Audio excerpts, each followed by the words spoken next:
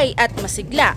Yan ang selebrasyon ng taunang Panagbanga Festival sa Baguio City. Pero sa gitna ng mga iba't ibang pagtatanghal at makukulay na parada, mayroong isang grupo na sumali sa pagdiriwang ngayong taon.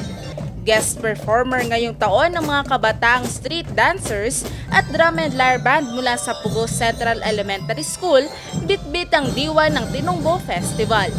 Dito, tinugtog at sinayaw nila ang musika ng Tinongbo Festival.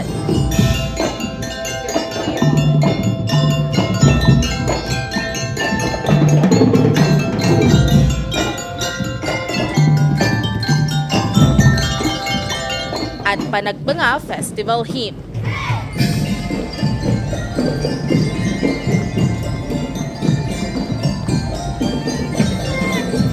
Naging mainit naman ang suporta at paghanga rito ng mga turista at residente ng Baguio.